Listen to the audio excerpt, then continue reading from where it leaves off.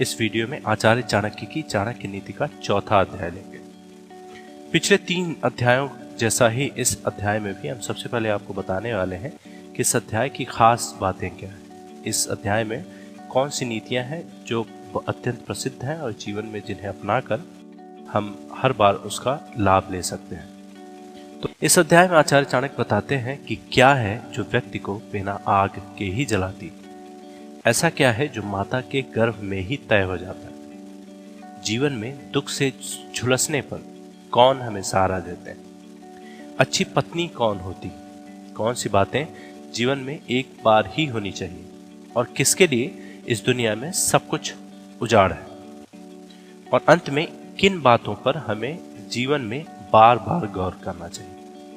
इन सारे प्रश्नों का उत्तर आचार्य चाणक्य की चाणक्य नीति के चौथे अध्याय में दिया गया है। तो इस वीडियो को ध्यान से देखते रहिए, क्योंकि इस वीडियो में इन सारे प्रश्नों का उत्तर आपको मिल जाएगा। तो आइए शुरू करते हैं पहली नीति से, जो ये कहती है कि निम्नलिखित बातें माता के गर्भ में ही तय हो जाती है। क्या है वे बातें? पहला, व्यक्ति कितने साल तक जिएगा। दूसरा, वह किस प्रकार का काम करेगा। तीसरा, उसके पास कितनी संपत्ति या धन दौलत होगी। और चौथा, उसकी मृत्यु कब होगी। दूसरी नीति में आचार्य चाणक्य कहते हैं कि पुत्र, मित्र, सगे संबंधी साधुओं को देखकर दूर भागते हैं, लेकिन जो लोग साधुओं का अनुसरण करते हैं उनमें भक्ति जागृत होती है और उनके उस पुण्य से उनका सारा कुल। अगली नीति में वे कहते हैं कि जैसे मछली दृष्टि से मतलब देखकर, कछुआ ध्यान देकर और पंछी स्पर्श करके अपने बच्चों का पालन करते हैं, वैसे ही सज्जन पुरुषों की संगति मनुष्य का पालन पोषण करती है। पिछले अध्यायों की तरह इस अध्याय में भी आचार्य चाणक्य व्यक्ति को अच्छे संगत की सलाह देते हैं और उनका कहना है कि सज्जनों की संगति हमारे अंदर नए गुण और नए प्रतिभा को विकसित करती है। आइए पढ़ते हैं अगला नीति। अगला नीति कहता है कि जब आपका शरीर स्वस्थ है और आपके नियंत्रण में है, उसी समय आत्म साक्षात्कार का उपाय कर लेना चाहिए। आत्म साक्षात्कार का उपाय कर लेना चाहिए मतलब होता है कि हम परमात्मा को पाने की चेष्टा करें, हम अपने आप को जानने की चेष्टा करें, क्योंकि मृत्यु हो जाने के बाद कोई कुछ नहीं कर सकता। अगली नीति में आचार्य चाणक्य विद्या मतलब ज्ञान के बारे में बोलते हैं कि पढ़ाई लिखाई हमें क्यों करना चाहिए, ज्ञान हमें क्यों अर्जन करना चाहिए, उसकी महत्ता को बताते हैं। वे कहते हैं कि विद्या अर्जन करना एक कामधेनु के समान है। हमने पढ़ा होगा कि कामधेनु एक ऐसी गाय है जो हमें मन वांछित मतलब जो भी हम चाहें वो हमें दे सकती है। तो उसी बात को कहते हैं कि विद्या अर्जन करना एक कामधेनु के समान है जो हर मौसम में हमें अमृत प्रदान करती है। वह विदेश में माता के समान रक्षक एवं हितकारी है, इसलिए विद्या को एक गुप्त धन कहा गया है। अगली नीति में वे अच्छे गुणी पुत्र के बारे में बताते हैं। वे कहते हैं कि सैकड़ों गुण रहित पुत्रों से अच्छा एक गुणी पुत्र है, क्योंकि एक चंद्रमा ही रात्रि के अंधकार को भगा देता है। असंख्य तारे यह काम नहीं कर पाते। फिर अगली नीति में भी वे अच्छे और गुणी पुत्र के बारे में ही कहते हैं कि एक ऐसा बालक जो जन्मते वक्त मृत था, एक मूर्ख दीर्घायु बालक से बेहतर है।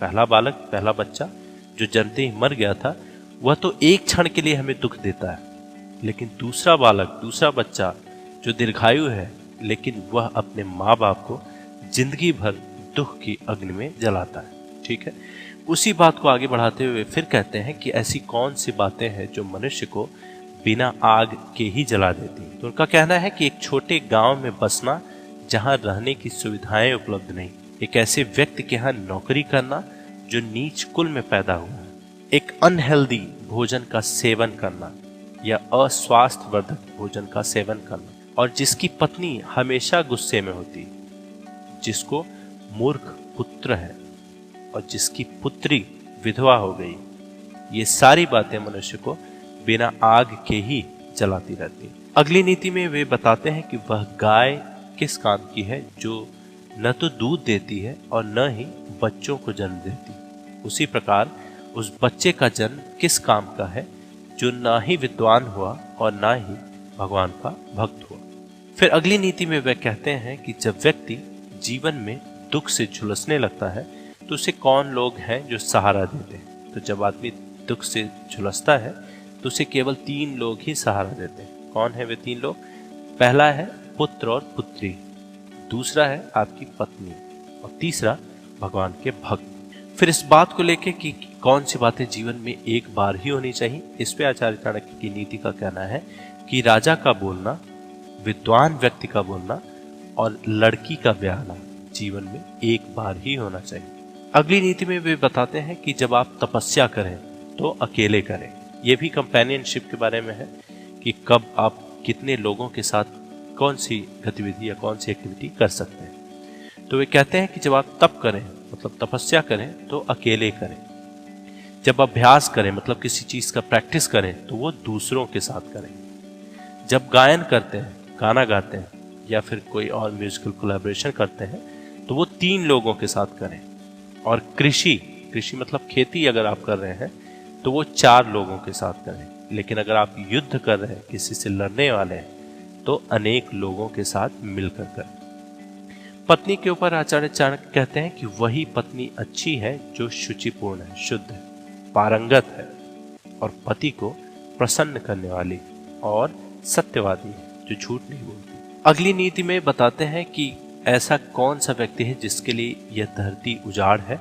उसी से संबंधित ये नीति है कि जिस व्यक्ति के पुत्र नहीं है उसका घर उजाड़ है, जिसका कोई सगी संबंधी या मित्र नहीं है उसके लिए सभी दिशाएं उजाड़, और अगर व्यक्ति मूर्ख है तो उसका हृदय उजाड़ है, और अगर व्यक्ति निर्धन है, गरीब है, तो उसके लिए सब कुछ उजाड़।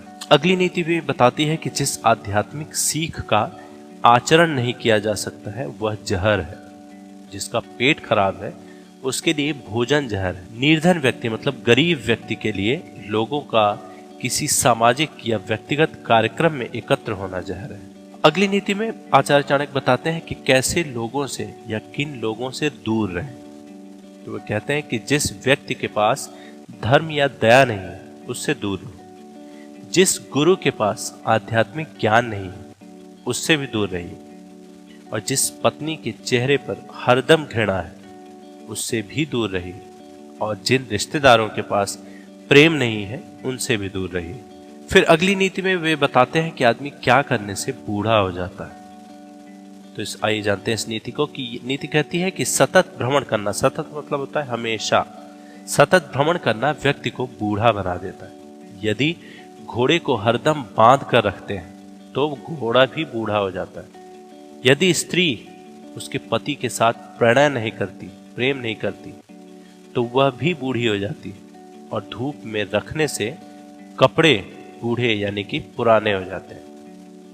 अब जैसा कि हमने परिचय में बताया था कि किन बातों पर आदमी को बार बार गौर करना चाहिए, वो नीति है कि सही समय, सही मित्र, सही ठिकाना, पैसे कमाने के सही साधन और पैसा खर्च करने का सही तरीका, और आपका ऊर्जा स्रोत, आप एनर्जी कहाँ से ग्रहण करते हैं, ये सारी बातें आपको बार बार विचार करना चाहिए। एक बार फिर इस बात को बता देता हूँ कि सही समय, सही मित्र, सही ठिकाना मतलब आप कहाँ रहते हैं, किस जगह रहते हैं उसके बारे में, पैसे कमाने के सही साधन, आप जो काम कर रहे हैं वो सही है कि नहीं, पैसा जो खर्च कर रहे हैं आप, पैसे जहाँ खर्च कर रहे हैं वो सही है कि नहीं, और आपको एनर्जी जहाँ से मिल रही है वो सब सही है कि नहीं। इन सारी बातों को बार बार आदमी को गौर करना चाहिए।